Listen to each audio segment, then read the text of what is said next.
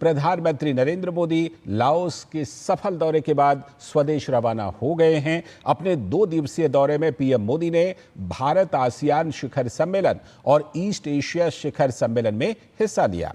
इस दौरान प्रधानमंत्री ने कई देशों के नेताओं के साथ मुलाकात भी की और द्विपक्षीय बैठकें भी की।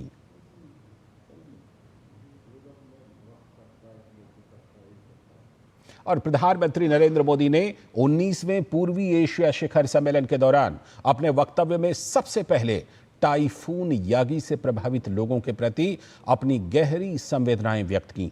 उन्होंने कहा कि इस कठिन घड़ी में ऑपरेशन सद्भाव के माध्यम से हमने मानवीय सहायता उपलब्ध कराई है। प्रधानमंत्री ने कहा कि भारत ने हमेशा आसियान की एकता और केंद्रीयता का समर्थन किया है। उन्होंने कहा कि भारत के हिंद प्रशांत विजन और क्वाड के सहयोग के केंद्र में भी आसियान है। पीएम ने कहा कि भारत के इंडो पैसिफिक महासागरों की पहल और इंडो पैसिफिक पर एशियाई आउटलुक के बीच गहरी समानताएं हैं। पीएम ने माना कि एक मुक्त, खुले, समावेशी, समृद्ध और नियम आधारित हिंद प्रशांत क्षेत्र की शांति और प्रगति महत्वपूर्ण है। पीएम मोदी ने कहा कि दक्षिण चीन सागर की शांति, सुरक्षा और स्थिरता पूरे इंडो पैसिफिक क्षेत्र के हित में है। पीएम ने यह भी कहा कि समुद्री गतिविधियां अल्फोंस के अंतर्गत संचालित होनी चाहिए। पीएम ने नेविगेशन और एयर स्पेस की स्वतंत्रता सुनिश्चित करने की आवश्यकता पर बल दिया। उन्होंने कहा कि एक ठोस और प्रभावी आचार संहिता बनाई जानी चाहिए और इसमें क्षेत्रीय देशों की विदेश नीति पर अंकुश नहीं लगाया जाना चाहिए। पीएम ने विस्तारवाद के बजाय विकासवाद के दृष्टिकोण को अपनाने पर जोर दिया। पीएम ने कहा कि म्यांमार की स्थिति पर हम आसियान दृष्टिकोण का समर्थन करते हैं। उन्होंने 5 बिंदुओं पर आम सहमति का भी समर्थन किया। पीएम ने माना कि मानवीय सहायता को बनाए रखना महत्वपूर्ण है और लोकतंत्र की बहाली के लिए उपयुक्त कदम भी उठाए जाने चाहिए। पीएम ने कहा कि भारत का मत है कि म्यांमार को अलग थलग करने के बजाय उसे जोड़कर रखना चाहिए। विश्व के अलग अलग क्षेत्रों में चल रहे संघर्षों का सबसे नकारात्मक प्रभाव ग्लोबल साउथ के देशों पर हो रहा है। सभी चाहते हैं कि चाहे यूरेशिया हो या पश्चिम एशिया, जल्द से जल्द शांति और स्थिरता की बहाली हो। पीएम ने पूर्व की भांति इस बात को दोहराया कि यह युद्ध का युग नहीं है और समस्याओं का समाधान रणभूमि से नहीं निकल सकता।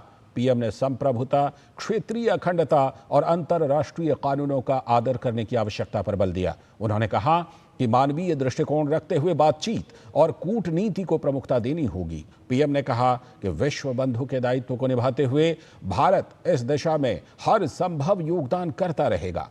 प्रधानमंत्री ने आतंकवाद को वैश्विक शांति और सुरक्षा के लिए गंभीर चुनौती बताया। उन्होंने कहा कि इसका सामना करने के लिए मानवता में विश्वास रखने वाली ताकतों को एकजुट होकर काम करना ही होगा। प्रधानमंत्री नरेंद्र मोदी साइबर, समुद्री और अंतरिक्ष के क्षेत्रों में आपसी सहयोग पर भी उन्होंने बल दिया।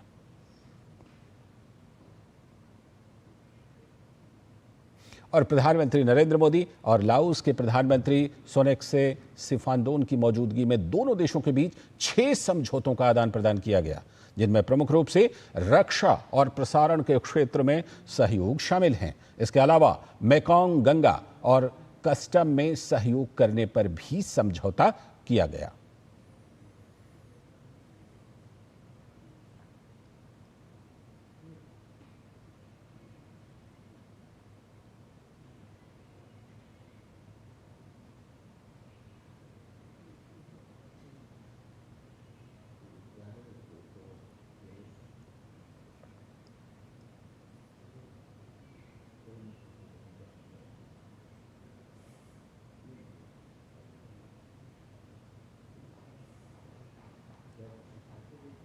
और पूर्वी एशिया शिखर सम्मेलन से इतर प्रधानमंत्री नरेंद्र मोदी ने अमेरिका के विदेश मंत्री एंटनी जे ब्लिंकन से मुलाकात की।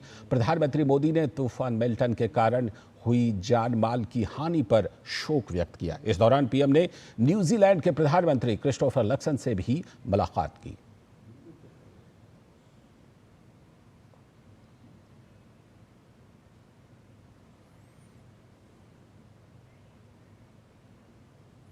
तो प्रधानमंत्री नरेंद्र मोदी की लाओस यात्रा काफी सफल रही। विदेश मंत्रालय ने बताया कि प्रधानमंत्री ने द्विपक्षीय संबंधों को मजबूत करने के लिए 10 सुझाव दिए, जिसका सभी सदस्य देशों ने स्वागत किया है। Prime Minister congratulated Lao PDR on a very successful stewardship of ASEAN and related mechanisms throughout the year. And he announced a 10-point special plan to strengthen connectivity and resilience with ASEAN. India will contribute $5 million towards joint cooperative activities in this area. We will have a youth summit. We will have a music festival of ASEAN bands with Indian bands. We will have also an artist camp. We will have a hackathon, startup festival, the Delhi Dialogue next month. The ASEAN-India network of think tanks will also meet next month. साथ ही विदेश मंत्रालय